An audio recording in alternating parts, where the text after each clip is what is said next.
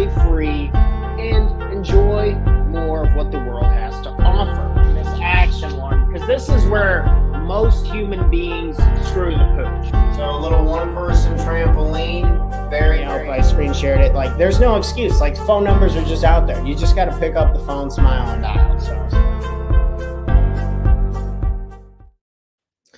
Good morning, everyone. Happy Monday morning. And I'm sure maybe you're feeling a little bit slower like I am this morning. It's with the times turning ahead, spring ahead. Not sure where you're at in the state. Not all states continue to still do this time change thing, but we do here in Illinois. And I got to say, I don't know. I'm blaming that to why it's making me a little tired. Went to bed at a decent time. Either way. So I guess it's okay if you're feeling a little tired this morning. I wouldn't berate yourself.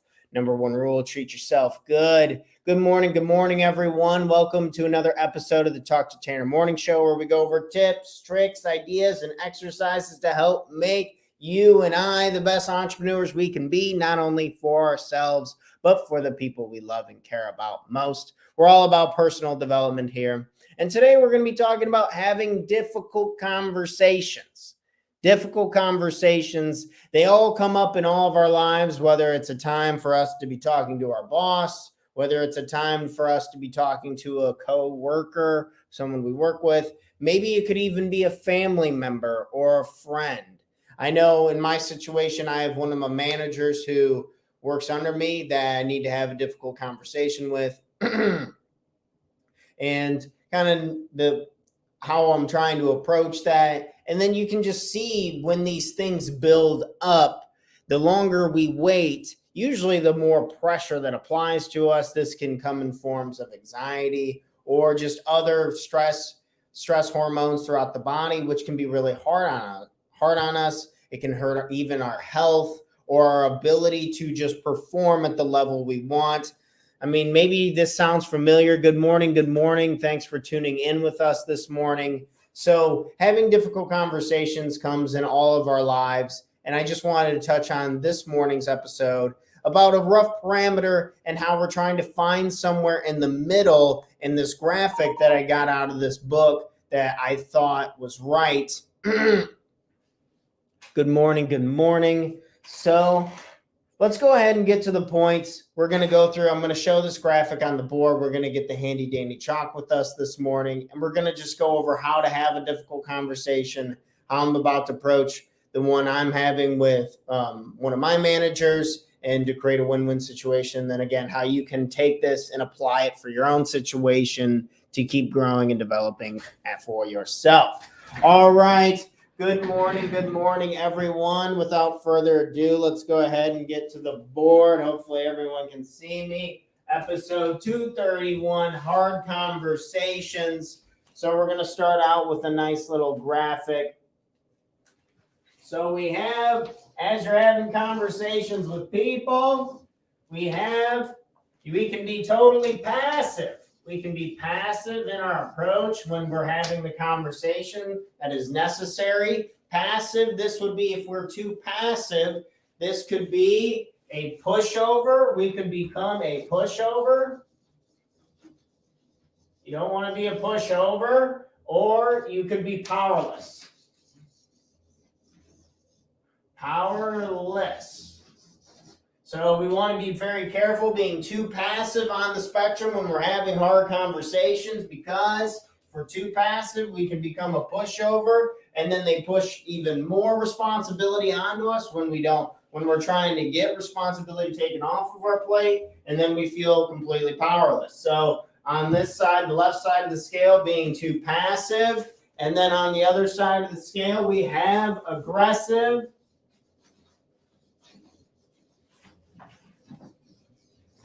We have aggressive. So if you're too far on the scale, this is when you're just flat out, you're hostile and inconsiderate. Hostile, inconsiderate.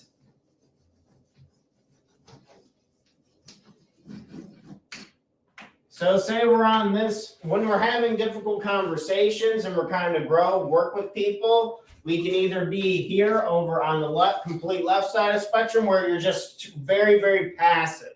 You're kind of like, oh, okay, yeah, well, I'll let it go. It's not worth the difficulty of exchanging words with this person. I'm not going to do it. Go ahead and go do whatever you want. It's better than talking to you. So kind of just letting people run ham with it, and then you're kind of getting pushed over and you feel a little bit powerless. This happens in a lot of conversations just because we don't want to deal with it. And then on the opposite side, we have where we're being probably too aggressive. This is where someone's hostile. They're saying snarky remarks. They're just coming right back at you. We've all had these type of conversations. Or we got to be careful when we do this ourselves, most importantly, control our own actions. But this is when someone can get very hostile. When, say, maybe you're laying out a new responsibility for somebody, or you're laying out, these are the expectations for this. And for a long time, we've been so passive that we can't take it anymore. We're all bottled up with rage. And then, bam, we explode into aggression. And we don't handle it. And then these people match our emotions. They talk about mirroring a lot when you're trying to set an energy or a tone that you want, and you're kind of just, so say if you want it to be a neutral, more calm setting, you're kind of talking in the tone that you want to control in the room, and you're trying to hold that tone. But if you come in very aggressive, it's very easy for the other person to match that, as I'm sure you can tell with your own experiences. But when you are too aggressive, then they can become too aggressive, and then nothing ever gets done. I mean, just look at common politics today. So be very careful about being too aggressive and then becoming hostile and inconsiderate of the other person. And so what would be in the middle, right? So we have under here in this nice graphic is assertive. Assertive is our goal. Assertive. We want to be assertive in our conversation. So we don't want to be too passive, but we don't want to be too aggressive. We want to be assertive. So this would look more like just clear and concise. Clear and concise. Am I right in starting to get all over the place? Excuse me. Assertive. So clear and concise with assertive. Or it's value yourself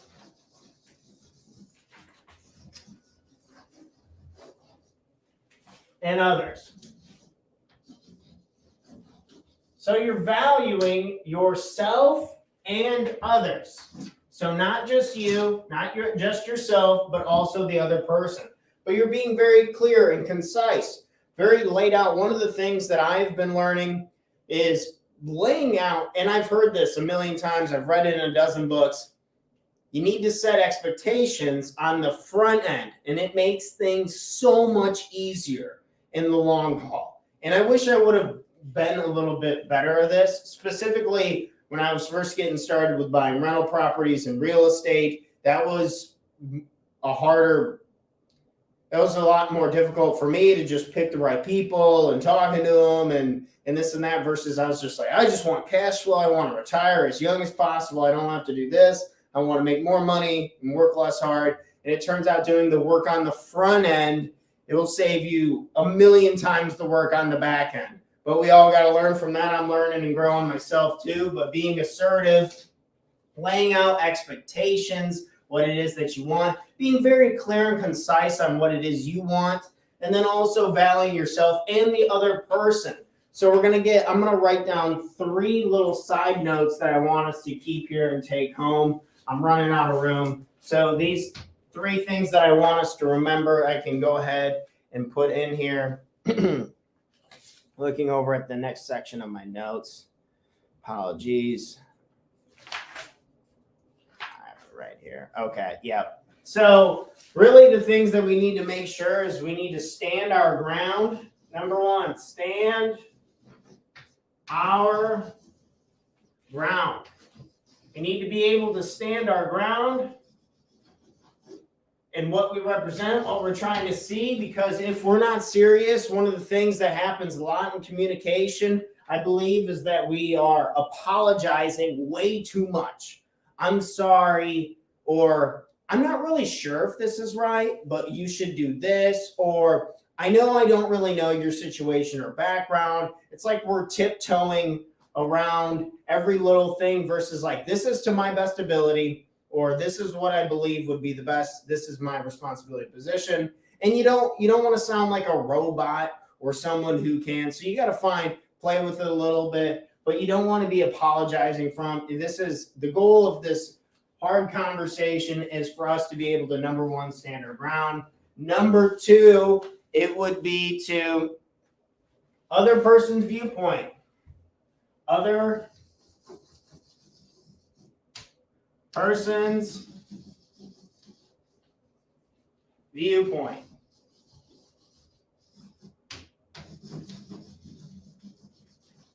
So the other person's viewpoint, the other point of view. We are not that other person. We have not lived their lives. We don't know their experiences full on.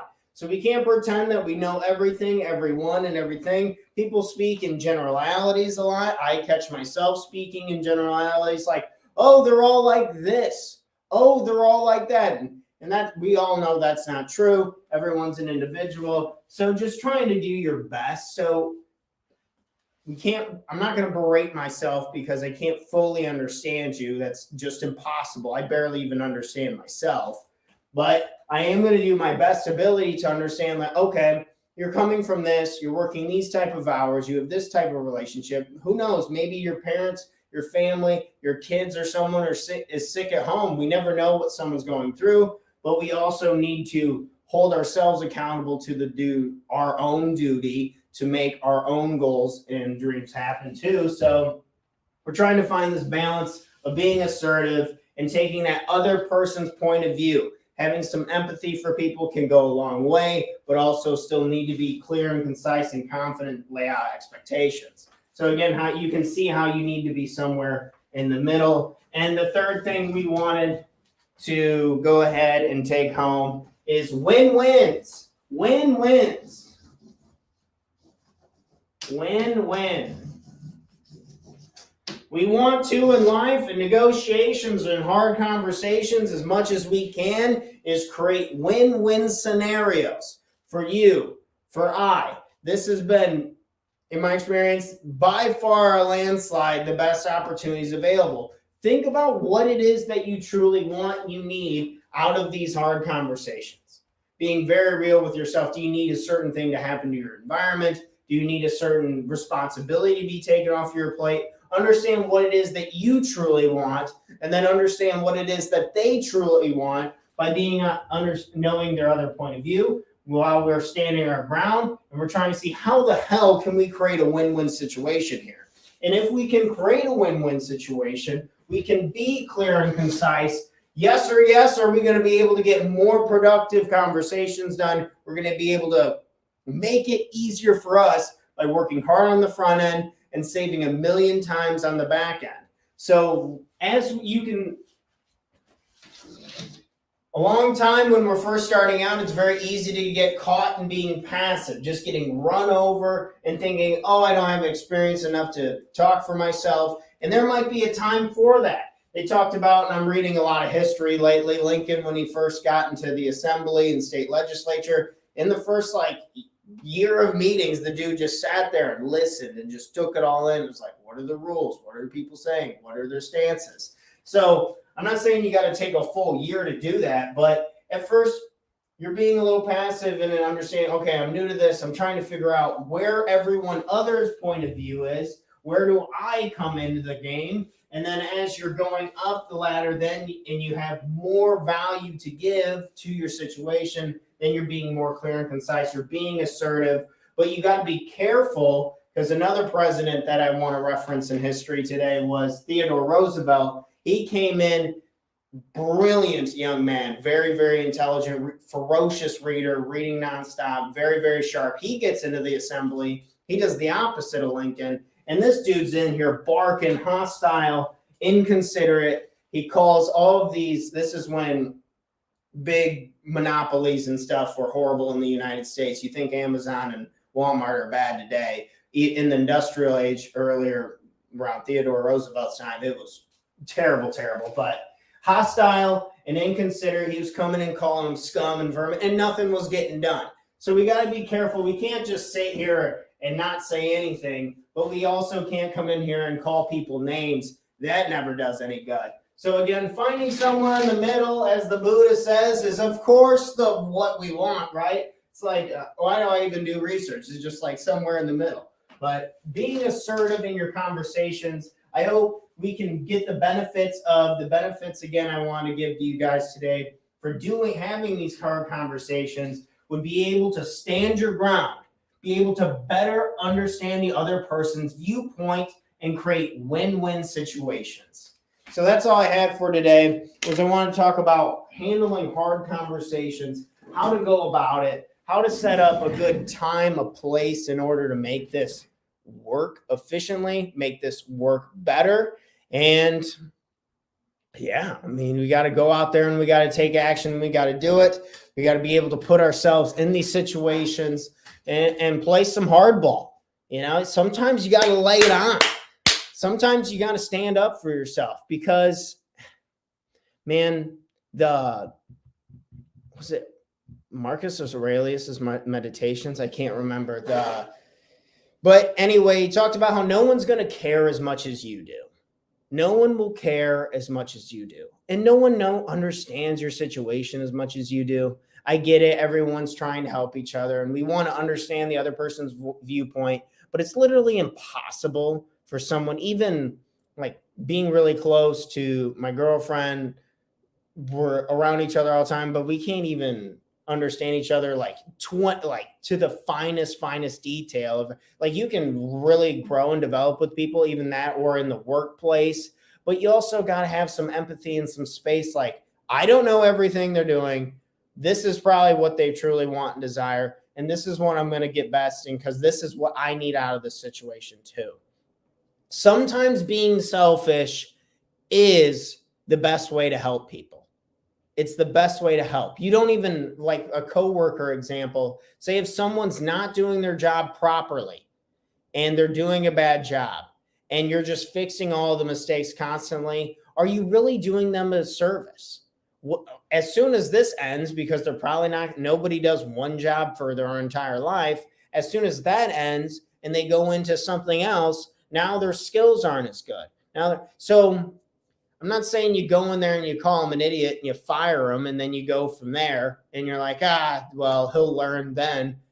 That's probably not going to be any productive feedback enough for you to improve yourself and to get better either. So having hard conversations is just that.